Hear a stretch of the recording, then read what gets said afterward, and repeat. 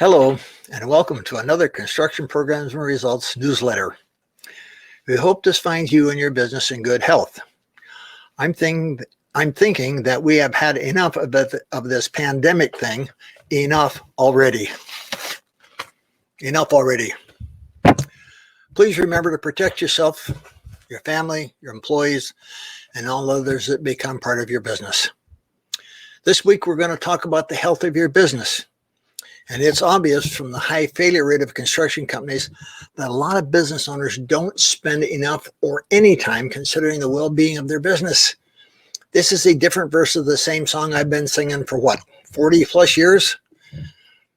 That said, let's talk about this week's topic, which is building a successful construction business. Now, I take many calls from contractors who are trying to decide if they can turn their business into a money-making enterprise. Their business is more like a high-stress, low-paying job than a successful construction business. Some ask, is it even possible in today's economic climate? Can my business make money? Most of them can identify with at least one or more of these scenarios, and you might want to check on these as I go through them. More bills to pay than there is money in the checking account. Wow, that's a new one. No money in savings to cover emergencies. Working on jobs but not getting paid. Scrambling every week to make payroll. Not able to draw a salary from their company, which is different than not getting paid for working on jobs. Of course, working on jobs is a cost of goods sold. Owning and running your company, you're paid a salary for that. That is an overhead expense. Two different issues, and you should be paid separately for both, as we've talked about many times. Not increasing credit card debt. Okay, and that's one of the things that virtually everybody that comes to us for coaching help has run out 2, 3, or 4 credit cards, maxed them out, and now they're up to $125,000, $150,000 in debt. It all starts with credit cards. Your subs aren't getting paid on time. Suppliers are putting them on a cash-only basis. Their spouse is working in the business for free. And may I say, if anyone's watching and they're a spouse and they're working for free, I want you to quit. Getting behind on tax payments. If any of these scenarios look familiar and you're hoping things will get better, please hear me loud and clear. Things won't get better unless you make changes. You don't need more sales or more leads. For too many contractors, every job puts them deeper in the hole.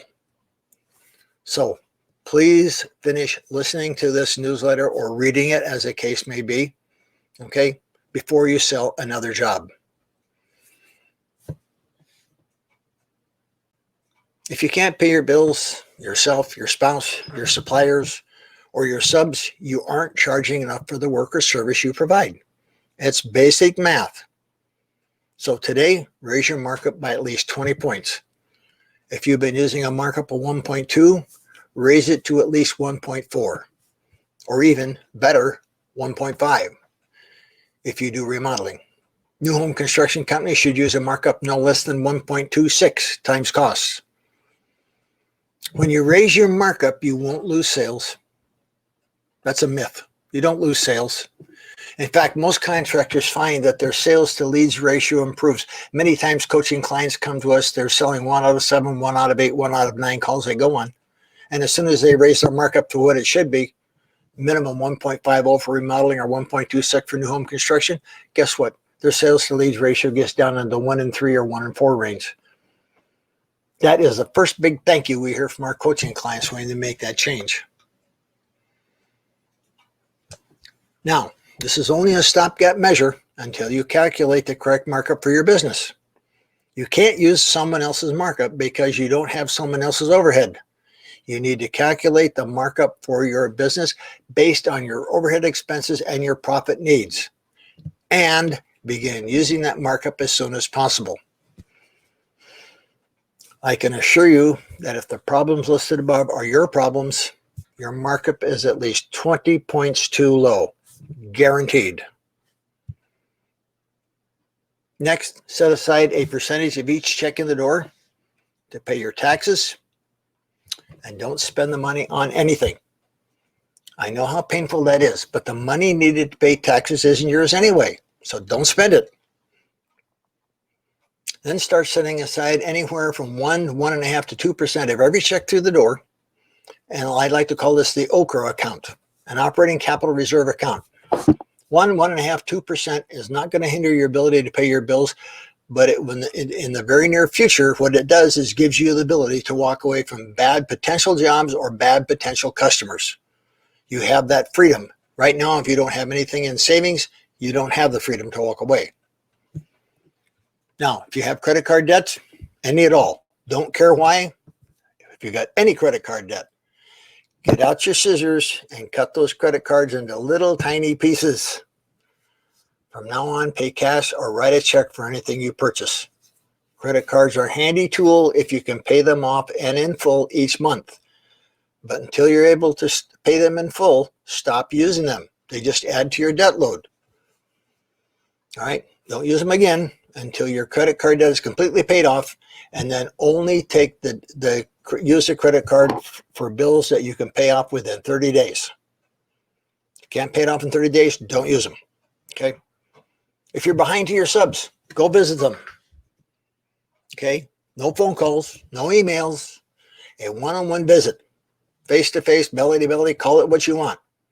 But make sure you have that eyeball-to-eyeball contact. Don't make promises you can't keep. Work out a deal with them how you can pay them off. Now, if you work out an agreement with your subs how you're going to pay them off, and for some reason down the road you can't make a payment, either full or partial, okay, go see them again. Don't call them on the phone. Don't email them. Go see them. Talk to them. Okay, this restores their trust in you. Okay, and that's the way you're going to rebuild your business. You must restore the trust of everybody working around you, okay, that you've lost because you're not paying your bills.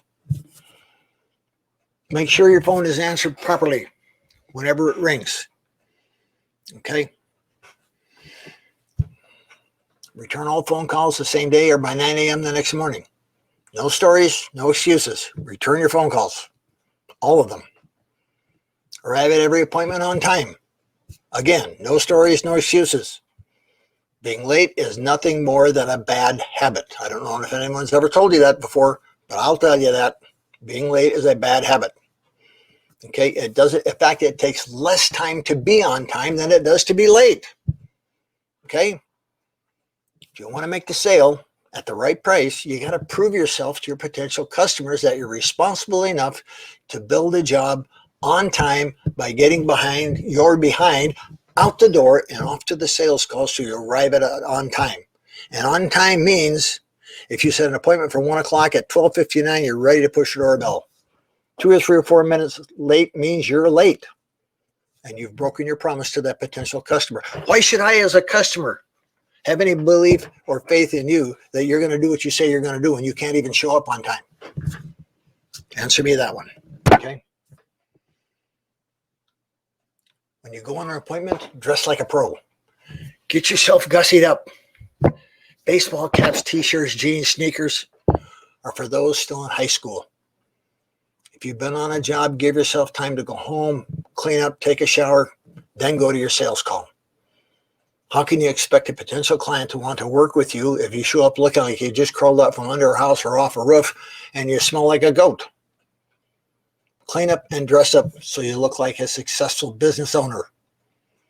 Don't be like the other guys out there who are all going broke. Present yourself with confidence, present yourself well, and you'll find that your sales increase because of that. And last but not least, start reading books on sales. Sell yourself first, then your company, and then the job. Remove prices and objection by having a good presentation and giving it out every time. Selling 1 in every 3 calls you go on is just about right in the construction industry. Here are 3 sales books you might want to take a look at. First one being How to Master the Art of Selling by Tom Hopkins, one of my all-time favorite books. We wrote the book Profitable Sales: A Contractor's Guide, and look on our website, you can find that. And also Brian Tracy has written a very good book on sales, Unlimited Sales Success by Brian Tracy. All 3 of those books will help you immensely in your ability to go out and sell your products or services. Invest in yourself. Remember, you got where you are today based on the decisions that you and you alone have made. And you now have a choice. All right? Put and keep your ego in your pocket, which is our cardinal rule number 4. Get any help that you need. Start taking care of your family. Now, these are the first steps you need to take a transition from a low-paying job where you may or not be able to pay yourself and provide for your family to being the owner of a successful construction business that provides well for you, your family, and your employees. This isn't a quick fix. Quick fixes rarely work in business, and they sure don't work in construction, as you already well know. This stuff takes time to work, so be prepared to do the work and then wait for the good work to bear good results. It will. Finally, let me put in a plug for our book, Markup and Profit, A Contractor's Guide Revisited. Every one of these problems is covered in that book, along with everything you need to know on how to calculate your markup correctly. If you read and apply what's in the book, you'll be able to be on the road to turning your business around and working your way out of any financial problems you may have. Thank you for sitting in on this newsletter, and may the profits be with you. We'll see you next time.